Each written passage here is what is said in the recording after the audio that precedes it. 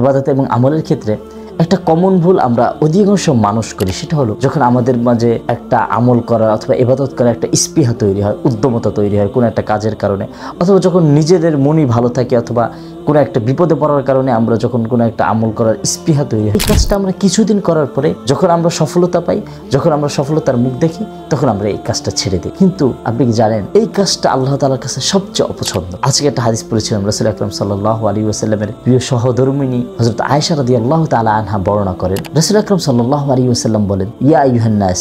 আলাইকুম মিনাল আমালি মা তুতিকুনা فإن الله لا يمل حتى تملوا وإن أحب الأعمال إلى الله ما دوم عليه وإن قل। রাসূল আকরাম সাল্লাল্লাহু আলাইহি ওয়াসাল্লাম বলেন যে তোমাদের যতটুকু সাধ্য কুলায় হে মানুষ সকল তোমরা ততটুকুই কাজ করো, কেন আল্লাহ তাআলা ক্লান্ত হয় না, তোমরা ক্লান্ত হও। আর আল্লাহ তাআলার কাছে ওই আমলটা সবচেয়ে প্রিয়, গ্রহণযোগ্য, যেটা অল্প আমল কিন্তু সেটা ধারাবাহিকতার সাথে করা হয়। রাসূল আকরাম সাল্লাল্লাহু আলাইহি ওয়াসাল্লাম আরেকটা হাদিসে বলেন, আখলিস দীনাকা ইয়াকফিকাল আমালুল কল, তোমার দিনকে খাঁটি করো,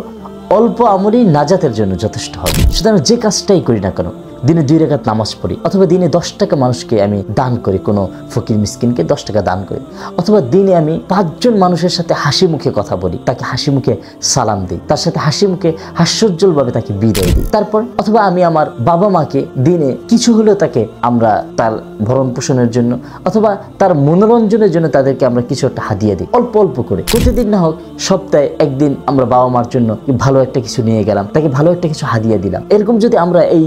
নেক কাজগুলো, ভালো কাজগুলো যদি আমরা ধারাবাহিকতার সাথে করতে পারি এবং আস্তে আস্তে আস্তে আস্তে যদি অল্প হলেও ধারাবাহিকতার সাথে করতে পারি, একসময় আমাদের এই কাজগুলো আমাদের সফলতা নিয়ে আসবে এবং এই কাজগুলো আমাদের আল্লাহ তাআলার অতি নিকটবর্তী করে দিবে।